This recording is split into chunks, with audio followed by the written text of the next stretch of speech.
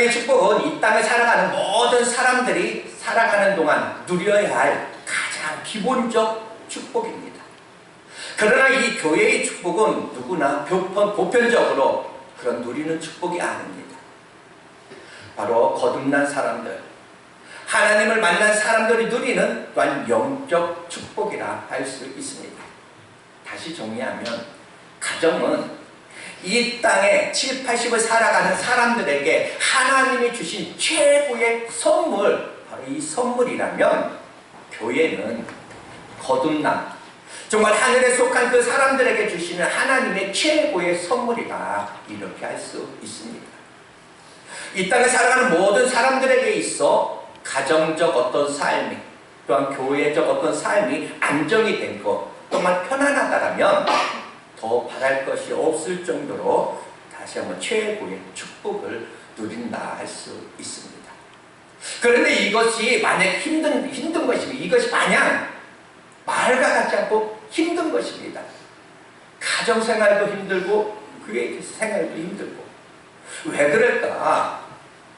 나만이 잘해서 되는 것이 아니라 함께여야 하기 때문에 힘듭니다. 가정과 이 교회는 홀로가 아니라 공동체 안에서 분류되어지는 것입니다. 여러분의 가정은 어떠하십니까? 여러분이 섬기고 있는 이 교회는 어떠하십니까? 혹시 가정을 여러분들 잃어버리셨고 또한 교회를 여러분들 잃어보셨습니까?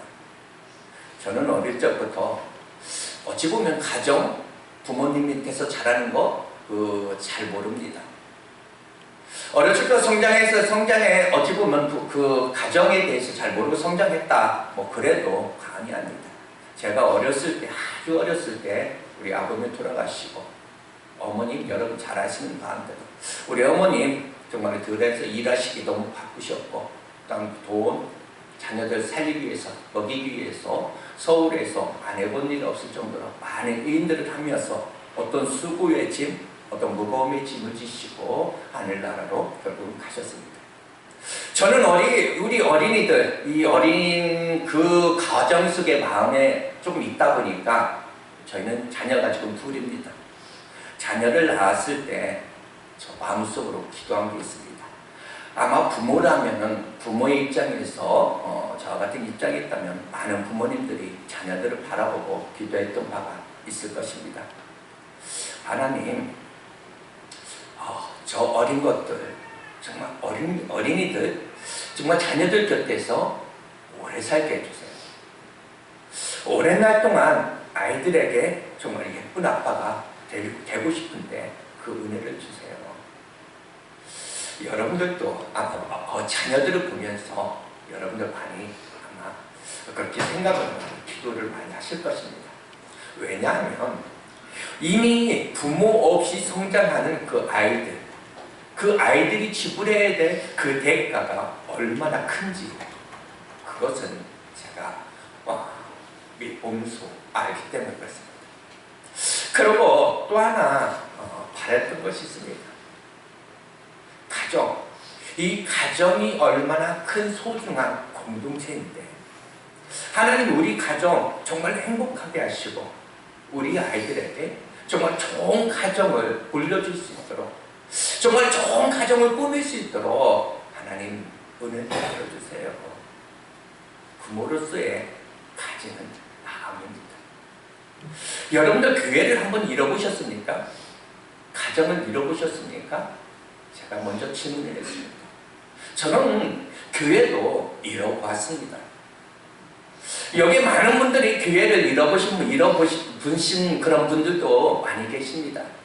구원받은 성도에게 있어 정말로 가야 할 교회가 없다라고 없다고 한다면 그 상상 한번 여러분 한번 해보십시오. 오늘 성경책을 들고 주일날 딱 섰는데 오늘 어디 가서 예배하지? 여러분들 고민 한번 해보셨습니까? 십자가가 없어서? 이 땅에 교회가 없어서? 아닙니다. 십자가 너무너무 많은데 무엇인가 내가 정말 예배하러 갈 곳이 없다? 잃어버렸다? 영적 충격입니다. 퇴근을 했는데 기다리는 가족이 없다면 정말 안타까운 겁니다. 이 교회와 가정이 얼마나 귀한지 하나님은 교회와 이 가정을 통해서 천국을 맛보게 하시고, 다시 한번 사랑과 어떤 용서를 배우고 인격이 성장하도록 섭리하셨습니다. 사람이 사람으로 살아가면서 한 주간 동안 내가 열심히 살다가 토요일이면 내일은 교회 가야지, 이렇게 준비하는 마음으로 교회를 향하는 그 마음, 그곳이 있더라면 이것이 얼마나 좋을까. 이것이 또한 삶의 원리입니다. 주일이 되었는데 교회 가지 않아도 되고, 내가 저녁이 되었는데 집에 가지 않아도 되는 사람, 무엇인가 문제가 있는 경우가 아닐까 생각됩니다. 문제는 이 교회와 가정이 저절로 세워지는 그런 공동체가 아니라는 것입니다. 쉽지 않습니다. 정말 귀한 가정으로 귀한 교회를 지켜내는 것, 이거 철저한 영적 싸움입니다. 우리 교회는 어떤 교회였으면 좋겠습니까? 만약에 누군가가 여러분들에게 그대 교회는, 당신의 교회는 어떤 교회입니까? 이렇게 질문을 한다면, 그러면 그냥 기능적으로 우리 교회? 그냥 선교하는 교회입니다. 우리 교회? 찬양이 좋아요. 우리 교회? 기도하는 교회입니다. 여러 가지 어떤 기능적인 것을 설명할 수는 있지만, 오늘은 이렇게 답했으면 정말 좋겠습니다. 우리 교회는 그냥 우리 집과 같습니다. 이럴 수 있으면 얼마나 또한 좋을까. 집이, 가정이라는 것이 뭘 해야지만 되고, 잘못됐을 때 버릇을 고쳐야 되고, 이런 것 아니잖아요. 그냥 당신의 교회는 어떤 교회입니까? 그런다면 정말 모르겠습니다. 그런데 우리 교회는 우리 집과 같습니다. 이렇게 말합니다. 그냥 지지고 볶고 해도 가정, 집이 편안한 것입니다. 여러분의 가정은 천국이고 있습니까? 혹시 아니면 우리 가정은 요즘 너무 힘들어요.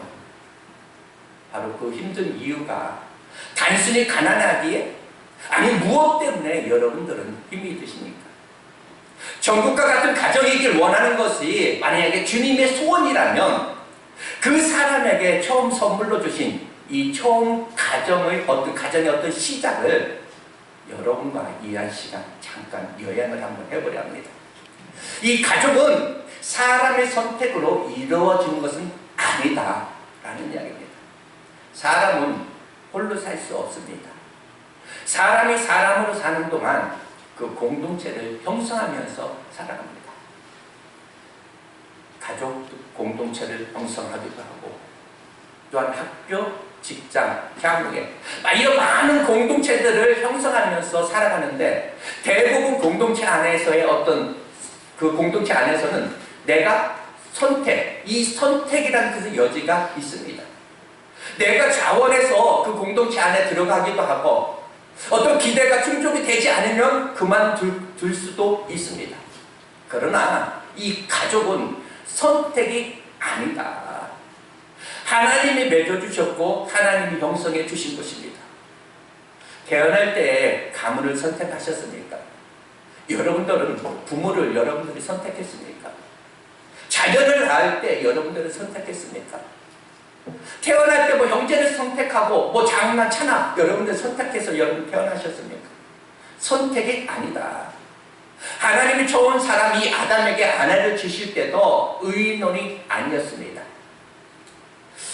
사랑하면서 이렇게 사랑하는 부부에게 이 자녀라는 어떤 선물 또한 의논이 아니라 일방적으로 하나님이 섭리 가운데 품어지게 되었다는 사실입니다. 우리 복음적 그리스도인들은 모든 가정, 이 가족을 하나님이 맺어주셨다. 내 선택이 아니라 하나님이 맺어주셨다라고 이것을 전제하에서 우리는 출발을 해야 됩니다. 하나님이 짝지어주신 것이 사람의 힘으로 나눌 수 없다라면 이것이 부부만의 문제일까? 아닙니다. 가족과 관계를 사람의 어떤 선택으로 맺고 끊을 수 있다라고 여러분 생각되십니까? 그렇다라고 생각한다면 문제가 되는 것입니다. 자식이 속을 썩인다 하여 나 이제 안 볼 거야. 나가. 한다 해서 자식이 아닐 수 있습니까? 부모가 마음에 들지 않아서 너무 힘들어. 나 떠날 거야. 홀로 살아간다 해서 가족이 가족 아닐 수 있습니까? 가족 관계는 하나님이 맺어주신 절대 관계, 바로 필연적 관계입니다. 사람이 살아가면서 맺어진 사람의 모든 관계는 이 선택에 의해서, 때로는 환경에 의해서 변할 수도 있습니다. 오늘이 좋다고 영원한 어떤 관계가 있을 수도 없고, 오늘 싫다 하여서 그 사람과 상관이 없다, 이것은 아닙니다. 가까운 사람에게 어느 순간 멀어지기도 합니다. 문제가 있어서가 아닙니다.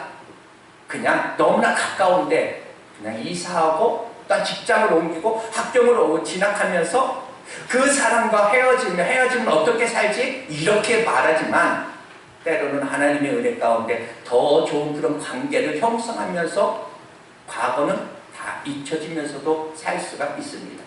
그러나 가족은 아닙니다. 일부러 의도적으로 몇 년을 보지 않아도 가슴속에 남아 있습니다. 가족이 때로는 정말 힘들잖아요. 어찌 보면 너무너무 가족이 때로는 행복일 수도 있고 사랑일 수도 있고, 가족이 어찌 보면 너무나 행복한데 진짜 가족이 나에게 짐으로 다가올 때도 있습니다.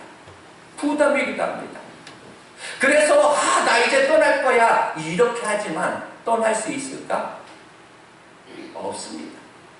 하나님께서 처음 가족관계를 형성하실 때 어떤 방법으로 형성하셨습니까? 2장 21절 오늘 보면 여호와 하나님이 아담을 깊이 잠들게 하시니 잠들매 그가 그 갈빗대 하나를 취하고 살로 대신 채우시고 이렇게 말합니다. 여러분 잘 아시는 대로 아담을 잠들게 하신 후에 그의 몸에서 일부를 꺼내어 또 다른 몸을 만드셨다라는 이야기입니다. 그러니까 몸에서 몸을, 이 사람에게서 사람을 취하여 만들어 관계를 형성하였으니 바로 이 가족은 단순한 관계가 아니다. 바로 이 몸의 일부이다 라는 이야기입니다. 그래서 이 가족관계는 문제가 생겨서 정말 헤어지면 정말 이웃과 헤어지는 것과 다른 것입니다.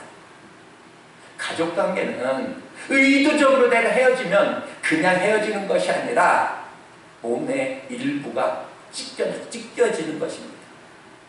그래서 이 가족관계 헤어짐은 대대로 상처이고 대대로의 어떤 아픔입니다. 그러나 다른 관계는 아닙니다.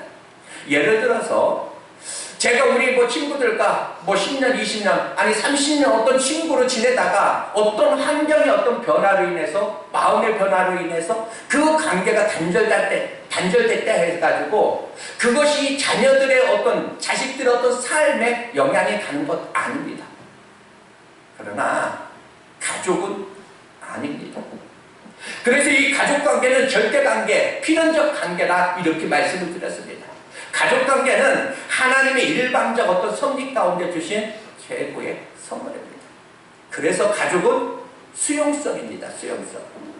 하나님이 내게 배우자를 주셨어. 하나님이 내게 부모를 주셨어. 하나님이 내게 이 자녀를 주셨어. 다윗이 사울 앞에서 하나님을 인정하듯 이 가족을 하나님이 주셨다라고 믿어버리는 것입니다. 바로 수용하는 것입니다. 가족은 함께일 때, 아무리 힘들어도 함께일 때 그 가치가 있습니다. 힘들다 하여 도망하여 떠나게 되면 몸은 그냥 편할지 몰라요. 그러나 그 마음의 삶에서 진정한 가치가 놓아버리게 되는 것입니다. 옛날 부모님들, 엄마들, 여러분들 고맙지 않습니까? 어쩌면 그렇게 낳고 또 낳고 그렇게 많이 낳았는지, 그 가운데 살림이 넉넉하지도 않을 때, 그때 당시 옛날에 어찌했습니까? 남자들 가부장자가 아닙니까? 그 어떤 느낌으로 이 아내 알기를 정말 우습게 알던 그 세대. 또 시부모는 어땠습니까? 시집살이.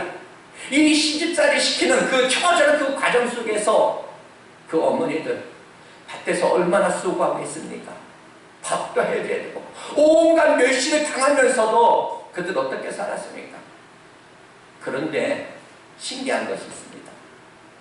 그 어미들이 이 아이들을 꼭 붙들고 살면서 내 삶에 과거 내 삶은 정말로 불행했다?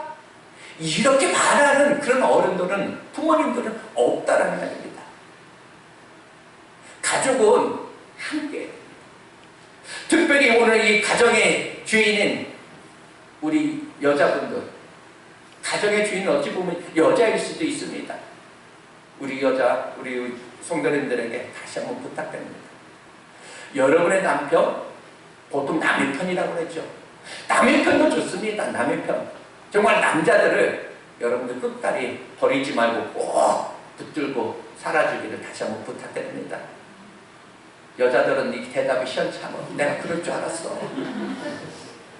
우리 남자들 다시 한번 부탁드립니다. 남편을 버리면 안 되지만 이 남편들도 이런 말이 있습니다. 아내 안에 거하라. 하여튼 이것이 사랑하느냐 안 하느냐 아무 상관없습니다. 껌딱지처럼 그냥 딱 붙어있는 게 이게 실력이다. 아내가 아무리 발설을 해도 딱 갈 데 없어. 그리고 끝까지 붙어있길 바랍니다. 꼭 붙들고 꼭 붙잡고 살아야 됩니다. 40이 넘고 50이 넘으면 여러분 잘 아시는 그런 얘기가 있죠. 여자분들에게 꼭 필요한, 절대 필요가 있다고 합니다. 여자분들에게 50이 넘어 60대면 필요한 것이 무엇이 있습니까? 첫 번째, 딸. 두 번째는 돈, 건강, 친구, 취미, 이렇게 나갑니다. 그런데 참 신기한 게 남자들에게 필요한 것이 뭐냐 이렇게 물어보면 아내, 집사람, 아이들 엄마, 우리 부인. 하여튼 아내를 잃어버리면 남편들은 뭐? 다 잃어버리는 것이다. 또한 이 가족은 선택이 아닙니다. 맺어지기 전에는 선택적 요소가 있었지만 결정이 난 뒤에는 수용하는 것이다. 많이 말씀드렸습니다. 왜요? 바로 이 맺어짐은 우리만의 맺어짐이 아니기 때문에 그렇습니다. 하나님이 짝 지어 주셨기 때문에. 그래서 우리는 이 가족관계 안에서 안에 담겨진 하나님의 섭리를 우리는 인식하고 볼 수가 있어야 합니다. 바로 언약관계인 이 가족은 하나님의 어떤 시작이라 이렇게 말씀을 드릴 수 있습니다. 18절에 보면 이렇게 말합니다. 여호와 하나님이 이르시되 사람이 혼자 사는 것이 좋지 아니하니 내가 그를 위하여 돕는 배필을 지으리라 이렇게 말합니다. 혼자 살아가는 것, 혼자 있는 것이 하나님 보시기에 안타까움이었다라는 이야기입니다.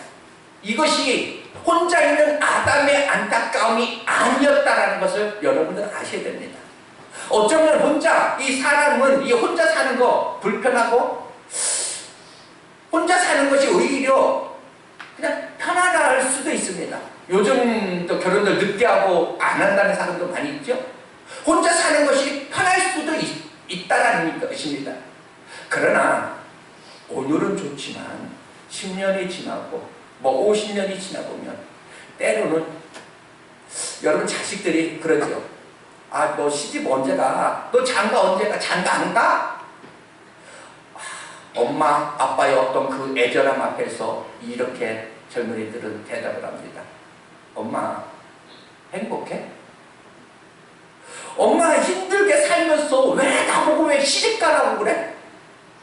그럼에도 불구하고 행복이냐, 결혼이 불행이냐, 이것이 아니라 사람이 사람과 맺어져 살아가는 것은 하나님의 창조 원리이다 라는 이야기입니다. 여러분 인생이 오늘 자식들이 변화해서 나 혼자 살아가는 것이 편해, 나는 이대로 살 거야, 자식들이 아무리 그런다 할지라도 여러분 짧은 인생에 정말 30년 더 살아본 어미의 어떤 눈으로 시각으로 바라볼 때 그것이 여러분들 좋았더라, 보이기에 좋았더라 이렇게 말할 수 있습니까? 부모들 입장에서는 그것이 안타까움이다 이렇게 생각합니다. 그것이 만약에 안타까움이라면 영원을 섭리하신 그 하나님의 시각 앞에 혼자 있는 것이 얼마나 안타까움이겠습니까? 여러분 내가 함께 살아가는 것은 내 선택이 아닙니다.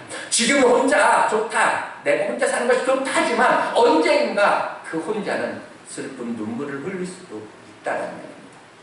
사람이 부부가 왜 그렇게 힘든가? 참 부부가 참 힘들잖아. 왜 힘들까? 사람은 인격과 인격이 결합하니까 힘이 든 겁니다. 인격과 인격이 결합하기에 사람은 많이 내가 그것 때문에 행복할 수도 있지만 오히려 그 맺어짐으로 인해서 더 힘들 수도 있다. 그래서 하나님께서 이 관계를 잘 극복하기를 원하시는 가운데 하나님께서 처음 이 사람과 사람을 만나게 하실 때, 부부의 연을 맺게 하실 때 그 시작을 보내라면 먼저 하나님의 시작입니다. 18절을 보면 하나님이 내가 돕는 배필을 지을 거야 이렇게 말씀하셨어. 바로 돕는 배필을 이 아담에게 만들어주신 것이 아니라 성경에 문제가 있지 않는 한 19절 20절에 보면 이렇게 말합니다. 내가 돕는 배필을 내가 지어주실 거야 이렇게 말씀하신 후에 바로 사람을 지어주신 것이 아니라 동물들의 이름을 짓게 합니다. 아담이 동물의 이름을 짓다가 보니까 아담이 이상한 것이 있습니다. 무엇이 이상할까? 하나님이 처음 사람을 만드시기 전에 이 동물들을 창조하실 때는 인격으로 동물들을 창조하신 것이 아니기에 본능적으로 살아가는 이 동물들은 처음에 암수, 남자와 여자 이렇게 하나님께서 동물들을 그냥 창조하셨습니다. 이름을 지을 때 보니까 어찌합니까? 그 동물들이 다 짝을 지어서 옵니다. 다 함께 와요. 아담은 어느 순간 이것이 깨닫습니다. 저 동물들도 다 짝이 있는데 왜 나만 이렇게 짝이 없지? 나는 왜 혼자지? 나도 짝이 있었으면 좋겠다. 본능적으로 살아가는 동물에게는 일방적으로 그 관계를 형성해 주셨지만 사람은 아닙니다. 필요를 인식하게 하고 사모하게 하고 나도 짝이 있었으면 좋겠다. 내 짝은 어디 있지? 이런 가운데 맺어줍니다. 오늘날도 똑같습니다. 여러분 오늘을 살아가는 사람들도 다 내 짝이 어디 있을까? 다 찾습니다. 빠른 사람은 유치원 때부터 내 짝이 어디 있지? 이렇게 찾는다고 합니다. 그래서 여러분의 가족이 누구냐? 내가 그렇게 기다리고 사모한 가운데 하나님이 허락하신 최고의 선물이 내 가족이다 라는 사실을 여러분 아시기 바랍니다. 하나님께서 처음 사람을 만드시고 그 관계를 형성하실 때 이 아담의 고백이 무엇입니까? 이는 내 뼈 중에 뼈, 내 살 중에 살이라. 이 말은 무엇입니까? 나는 너고 너는 나. 하나라는 거예요. 그런데 언제부터인가 이 부부 안의 언약 관계가 이 사람의 방식으로 문제가 되니 부부의 어떤 불륜도 죄가 아니게 되고 그런 가운데 우리는 세상을 살아가고 있습니다. 이제는 동성애가 밀려옵니다. 이게 아니어야 한다? 우리가 너무 잘 알고 있습니다. 그런데 어느 순간 이것과 우리가 타협을 하고 살아간다라는 안타까움입니다. 이 가정의 위기 안에서 우리가 행복을 위해서 이 가정의 절대 필요가 무엇일까? 하나님이 처음부터 가족을 주실 때 특별히 배우자를 주실 때 마음에 드는 사람 여러분들께 주었을 것 같습니까? 부족한 사람을 여러분들에게 베풀러 주었을 것 같습니까? 부족한 사람을 줍니다. 어떻게 알고 있습니까? 오늘 하나님의 말씀이 그렇게 말합니다. 돕는 자를 내가 줄게. 돕는 자 이렇게 말합니다. 그래서 우리는 도움이 필요한 그런 인생이다 그 말입니다.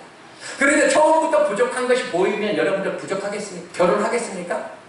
안 하죠. 그래서 나사를 풀어냅니다. 사람들 그러죠. 눈꺼풀 씌웠다고. 그럴 때는 어찌합니까? 눈꺼풀이 한번 씌우게 되면 엄마 없어도 됩니다. 이제 아빠 없어도 되고 돈 없어도 됩니다. 오로지 뭐만 있으면 돼? 오빠만 있으면 됩니다. 그래서 어찌합니까? 집에서는 정말로 설거지 하나 안 하고 방도 치우지도 않던 그것이 정말 오빠 자취방에 가가지고 양말 빨아주고 집 치워주고 오빠야 우리 같이 살자 그랬는데 결혼하는 순간 어찌합니까? 눈이 딱 떠지는 순간 다시 한번 돌아오는 순간 이게 아닌 게요. 현실을 보게 됩니다. 여러분, 하나님이 맺어주셨다? 그래서 수용하는 것입니다. 그래서 우리는 때로는 기도가 필요합니다. 그래서 우리에게는 은혜가 필요합니다. 교회는 예수 그리스도의 희생 위에 세워집니다.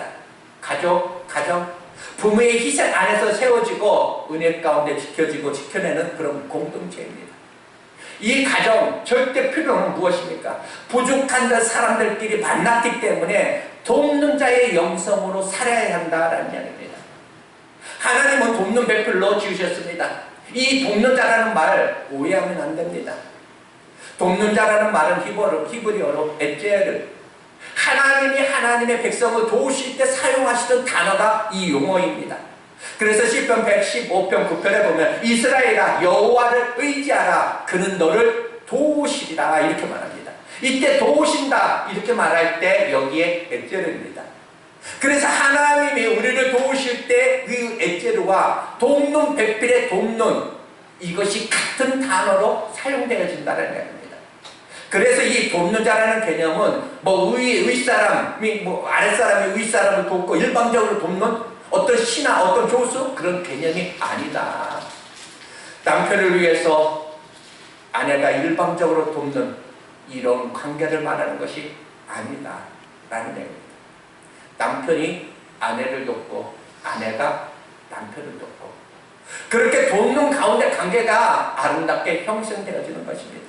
이 땅을 살아가는 모든 사람은 바로 이 도움이 필요한 자다. 완벽한 경우 없습니다. 완벽한 사람 없습니다. 완벽한 관계 또한 없습니다. 자식의 눈에 정말 부모가 대단해 보이는 것은 부모가 대단해서가 아니라 자식이 어린 눈으로 보기 때문이다라고 말씀드렸습니다. 자식의 눈에 부모의 어떤 허물이 보이기 시작한 것은 부모가 문제가 있어서가 아니라 그만큼 내가 성장했기 때문이다. 그래서 부모의 어떤 허물을 보인다면 바로 나의 도움이 필요할 때다. 바로 이 돕는 자로 완벽한 존재가 없습니다. 그래서 여러분, 우리 복음적 그리스도인들은 이 교회에서 모든 이 공동체 안에서 너는 나를 도와야 돼 이게 아니라 돕는 자의 영성으로 살아내는 것, 바로 이것이 하나님이 우리에게 주시는 기독교 정신이요 다시 한번 축복이라는 사실입니다. 교회도 마찬가지입니다. 교회가 도대체 나에게 해준 것이 뭐가 있어? 그렇게 여러분 말씀하실 때 제가 정말 미안합니다. 그러나 정말로 우리가 소중한 마음은 뭐냐? 내가 교회를 어떻게 돕지? 이것이 기본적으로 내 자신의 어떤 행복한 것입니다. 여러분, 돕는 자의 그 영성이 아니면 누군가를 원망하고 하나님의 어떤 성품을 동참해 보지 못한 가운데 어찌 보면 그 영혼은 무너질 수도 있다. 돕는 자의 영성이 아니면 다 무너질 수밖에 없습니다. 그럼에도 이 가정의 절대 필요, 마지막 하나만 이야기하겠습니다. 가정이 이 교회에 가정되고 교회가 교회되는 절대 원리, 더 큰 사랑과 더 큰 용서입니다. 가정과 이 교회는 용서의 연습장이요 사랑의 연습장입니다. 교회 안에서 누군가를 용서하지 못한다면 어디에서 원수를 여러분들 용서할 수 있겠습니까? 이 가정에서 이 가족을 내가 품지 못하면서 무언가 내가 믿음으로 나 선교사 갈 거야 그 꿈을 가진다면 과연 그것이 옳은 것일까? 가정과 교회는 용서와 사랑을 먹는 공동체다. 사람이 산다는 것 자체가 실수할 수 있고 부족할 수 있습니다. 그래서 가족은 서로 이 살아가다 보면 잘못하면 이 말로, 가족 간의 말로 얼마나 상처를 받는지 모릅니다. 왜? 가족이니까 상처를 받아요. 운명의 어떤 공동체니까. 그러니까 상처도 받습니다. 남들이 말하면 똑같은 말 남들이 하면 어쩝니까? 우리는 그냥 무시하면 됩니다. 혹시 여러분들이 만약에 누군가에게 여러분들 말로써 어떤 상처를 여러분들이 입었다? 만약 그러면 그는 어쩌면 상처 입을 만큼의 나에게 소중한 사람이다 라는 이야기입니다. 바로 함께 더불어 산다는 것 자체가 사랑과 용서가 필요한 것입니다. 사람은 말을 먹고 산다고 합니다. 힘들어도 말만 잘하면 살아갈 수 있고, 그런데 그 돈도 안 드는 그 말, 우리는 그 말을 잘 못합니다. 여러분 배우자에게, 또한 자녀로서 부모에게, 또한 부모로서 자녀에게 할 수 있는 가장 아름다운 말, 그 아름다운 말이 있다면 여러분들 무엇이라고 여러분 생각하십니까? 우선 뭐 돈이 있어야 되고 뭣도 있어야 되고, 그렇지만 우선 우리 안에 정말 행복해야 될 것이, 가장 행복해야 될 것이 여러분 무엇이라고 생각하십니까? 아, 당신은 이렇게 해야 돼, 이것이 아니라 단 한 단어, 나는, 바로 나는입니다. 이제 말씀 마칩니다. 너무도 소중한 사람들입니다. 언제까지나 여러분 곁에 있지 않습니다. 내가 원하든지 원하지 않든지 누군가를 하나 보내야 될 때도 있습니다. 다시 한번 아무쪼록 여러분 주변에, 여러분 때문에 정말 행복했으면 좋겠고, 여러분 때문에 여러분 주변이 늘 평안했으면 참으로 좋겠습니다. 그리고 여러분 때문에 그렇게 행복한 사람들이 다시 한번 많아지기를 주님의 이름으로 축복합니다. 잠시 기도하겠습니다.